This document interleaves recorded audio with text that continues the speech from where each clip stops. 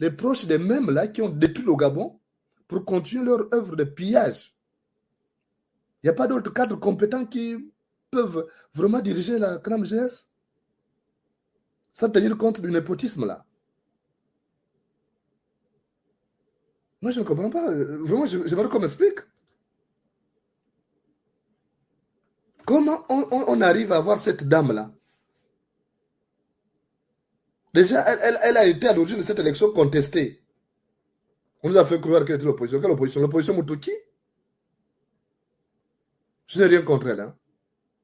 Je vous dis, elle ne mérite pas d'être là parce qu'elle a été à l'origine de cette élection chaotique-là. Oligui Nguema nous dit qu'il est venu pour rétablir parce qu'il y avait des désordres dans l'élection. Donc les mêmes gens qui ont foutu le désordre pendant les élections, on les prend, on leur donne encore d'autres responsabilités. C'est la récompense. Donc c'est du gros n'importe quoi. Oligui Nguema se fout des Gabonais. On ne peut pas nous dire que Oligui Nguema n'était pas informé de ça. C'est trop facile. Non. On ne peut pas dire qu'Oligui Nguema n'a pas donné son blanc-seing. Et je voudrais vous dire ce soir que ce sont les extrémistes tékés qui sont à l'origine de ça. C'est qui? C'est Henri-Claude Ohima, celui le patron de la Fédération des entreprises du Gabon. Là. C'est qui? C'est la sorcière de Pascaline Bongo, avec Delta Synergie. C'est qui d'autre? C'est Alain Kouakoua. Alain Kouakoua, son entreprise doit déjà des milliards. On parle de 40 milliards même. À la CNAMGS. Comment quelqu'un dont l'entreprise doit à la CNAMGS peut être catapulté au poste de président du conseil d'administration? Vous ne trouvez pas que c'est quand même bizarre? Comment c'est possible? Il doit l'argent à la CNAMGS. Son entreprise doit, du moins c'est l'entreprise dont il est le factotum, parce qu'en réalité, le vrai patron de cette entreprise-là, c'est les Bongo, c'est Pascaline Bongo. Donc, comment ce monsieur-là, dont l'entreprise doit 40 milliards de francs CFA, comment on peut le nommer à la tête d'une entité où il n'a pas versé ses cotisations? Il y a un problème. Moi, j'aimerais qu'on m'explique ça aussi. C'est quel pays, ça? Et Ohima n'a pas fait ça seul. Il y a Oligui Nguema qui est derrière. Parce que ce sont les extrémistes tékés qui sont derrière. Il y a beaucoup de pognon. Ils se sont rendus compte que c'est une mine d'or. Et donc, ils veulent prendre le contrôle de ça. La réalité, c'est ça. Ils veulent contrôler cette mine d'or-là pour s'enrichir comme si l'argent qu'ils ont déjà ne suffit pas. Et puis, il ne suffit pas de nommer des gens. Le problème n'est pas de nommer. Mais ceux qui ont volé l'argent font quoi? Moi, je ne comprends pas.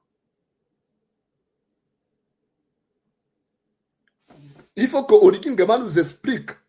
Il ne suffit pas de nommer le nouveau patron parce que ça, c'est trop facile. Tout le monde peut le faire. Mais Renault Alogo Akoela, qui a volé plus de 11 milliards de francs CFA, l'argent est où? On veut cet argent. C'est l'argent des Gabonais. Il faut que les Gabonais réclament cet argent. C'est l'argent des Gabonais. Il faut que cet argent soit rendu. Ce n'est pas des arrangements de famille où Oligui Renault Alogo Akoela parce que c'est un proche de son père. Non. C'est l'argent des Gabonais. Ce n'est pas l'argent du père d'Oligui. Ce n'est pas l'argent d'Oligui. C'est l'argent des Gabonais. Ce sont les fonctionnaires Gabonais qui ont cotisé. Et on a détourné, il a détourné plus de 11 milliards, parce qu'on parlait de 15 à 16 milliards de francs CFA. Lui-même, il a reconnu à la barre uniquement. Il a reconnu seulement 11 milliards. Mais 11 milliards, c'est beaucoup. Est-ce que vous imaginez? 11 milliards, c'est beaucoup. Donc, il faut qu'on arrête. Parce que moi, tout ça, je crois que c'est un sac d'embrouille. Le problème de la CNAMGS, c'est beaucoup plus profond que les changements. C'est comme ce que Oligui nous a fait à la SCG. Il va prendre le pauvre Idundu qui était déjà à la retraite. Il nous le ramène. 5 mois après, il le limoge. Mais le problème, ce n'est pas le directeur général. Je suis désolé. Il y a le problème des détournements de fonds à l'intérieur. Et comme lui-même, c'est un oligarque, comme lui-même, c'est un détourneur de fonds publics, il ne veut pas mettre la main là parce que j'ai l'habitude de vous répéter que le sorcier qui égorge les autres n'aime pas que le couteau passe près de son cou. Le sorcier qui égorge les autres n'aime pas que le couteau passe près de son cou. Pourquoi Oligui Nguema ne nous dit pas ce qu'il a fait des 11 milliards? Puisque lui-même, le voleur, Renaud Alogo Akoué, a volé, il a reconnu, il a été condamné à 8 ans de prison pour ça. Voilà, l'article de l'Union est là, on n'invente rien. Et mais pourquoi Oligui Nguema ne nous sort pas cet argent? Qu'on ramène cet argent, on met ça au trésor public. Pas de communication. Rien, rien, rien.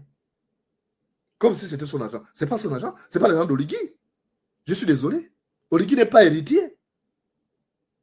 Oligui n'est pas héritier. Parce qu'il faut que les Gabonais soient sérieux. Vous avez vu, il y a une image qu'on m'a envoyée de Brazzaville aujourd'hui d'ailleurs. Je ne sais pas si je peux la télécharger. Il y a une image qui m'a été envoyée de Brazzaville. Est-ce que je pourrais la télécharger? Je ne sais pas. Je vais essayer de... Parce qu'Oligui, il en fait un peu trop. Comment il peut prendre? Il pense que le Gabon, c'est son pays à lui seul. C'est notre pays à nous tous. Il ne peut pas en faire comme si c'était son pays à lui seul. Non. Nous avons un mot à dire là-dedans. Et les Gabonais ne laissez pas ça. Ce n'est pas parce qu'il a repris des prestations, tout ça. Le problème est plus profond que ça. Le problème est plus profond que ça. Donc il faut arrêter. On est en train de vous divertir. On ne peut plus être diverti comme ça. Oligui pense que le Gabon, c'est son pays à lui seul et il décide. Et il pense que c'est lui l'État. Qui lui a donné qui lui a donné ce pouvoir? L'État, ce n'est pas Oligui. Oligui n'est pas l'État. Il faut arrêter. Moi, je suis choqué. Je vous envoie cette vidéo comme envoyé de Franceville. On m'a envoyé de Brazzaville aujourd'hui là. Attendez, je ne sais pas si je peux... C'est pas là où je dois la télécharger. Attendez un instant.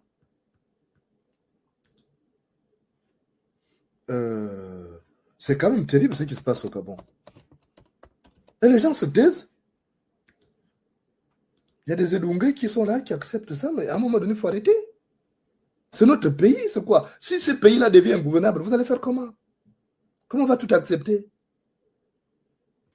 Il y a un problème.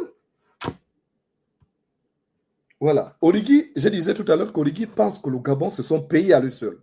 Et il pense qu'il est le créateur du Gabon. Donc, il peut s'approprier, il peut prendre tout. Et d'ailleurs, il y a d'autres images. On va évoquer autour de cette émission-là. Déjà, regardez ce qu'il a fait à Franceville. Il est arrivé à Franceville, vous avez vu qu'il était à Franceville, il est rentré peut-être ce matin ou hier. Il va à Franceville, il va faire la cérémonie où? Il va faire la cérémonie à la résidence privée d'Omar Bongo. Mais bon sang, qui lui a donné ce droit? Oligui est allé faire la cérémonie là. Il a reçu la fête dans la maison d'Omar Bongo. Vous ne trouvez pas qu'il en fait un peu trop? Voilà l'image qui m'a été envoyée de Brazzaville aujourd'hui.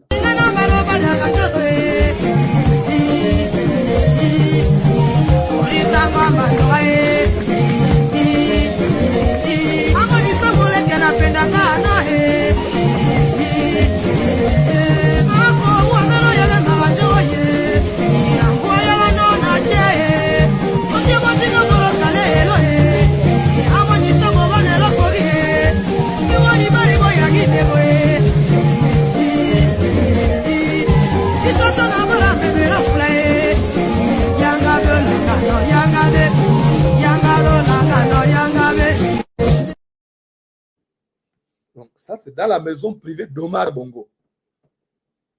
À Franceville, il y a un palais présidentiel. Pourquoi Oligui n'est pas allé organiser ça là-bas? Il n'est pas héritier des enfants de Bongo. Il ne fait pas partie des héritiers de Bongo. Pourquoi c'est dans la maison d'Omar Bongo, la maison privée, la résidence privée, qu'Oligui va organiser ça? Il a récupéré ça. Et puis il y a des Gabonais qui sont là, qui applaudissent. Mais il y a un problème. Oligui pense que tout, l'argent là, l'argent qu'il récupère, que les gens ont volé, Oligui récupère ça, il met dans ses comptes privés. Mais pourquoi il fait ça? C'est l'argent des Gabonais, c'est pas l'argent d'Oligui, c'est pas pour son père. C'est pas pour sa mère.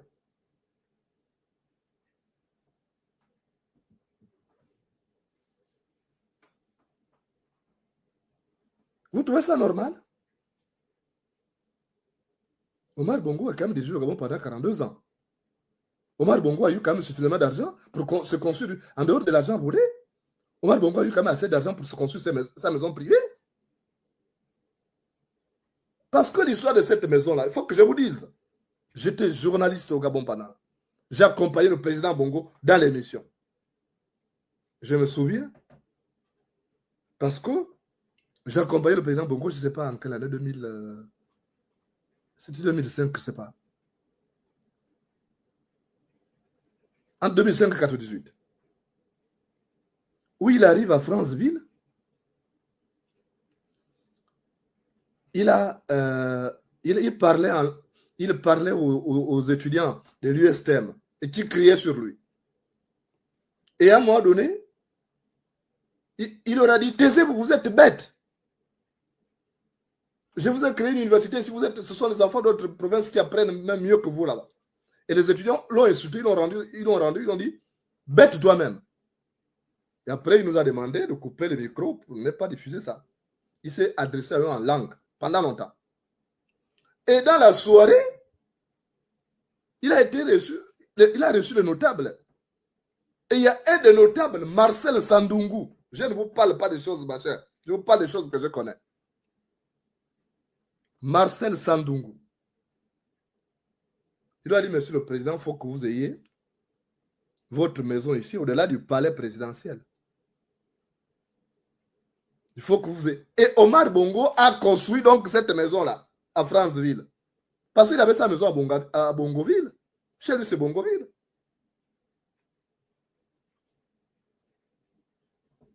Donc, il faut qu'on soit clair. Omar Bongo est mis, comme je vois les gens qui veulent justifier ça. Ça ne justifie pas que Oligui vienne voler ce qui a été volé. Et ça doit se faire comme dans le cadre d'une justice. C'est la justice qui doit déterminer si c'est une maison construite avec l'argent volé ou pas. Mais ce n'est pas Oligui. Oligui est qui?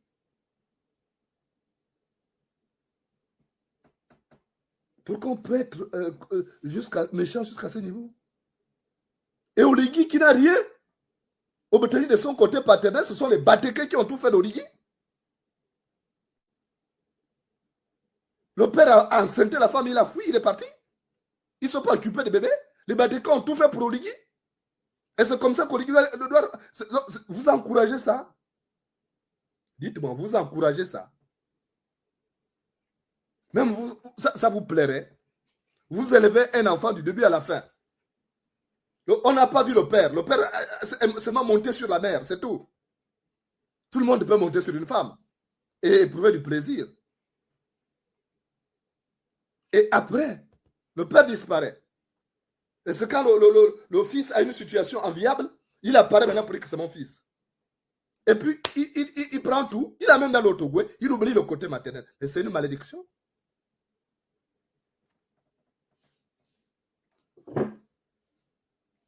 C'est une malédiction. Vous ne connaissez pas l'histoire du Gabon? Moi, j'étais témoin de l'histoire du Gabon. Je connais le Gabon comme ma poche.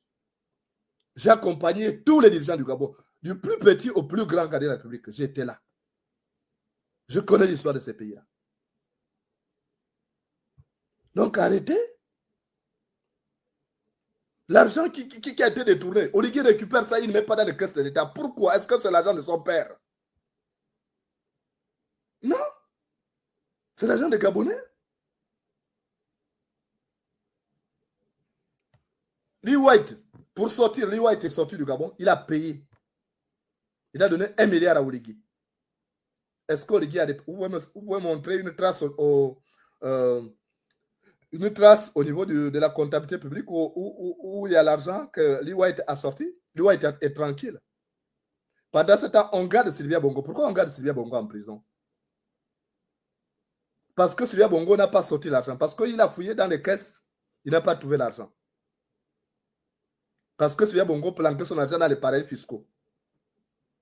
Il a fait torturer la femme là. Il a fait torturer Noureddine Bongo jusqu'à lui crever le tympan. Est-ce que c'est normal?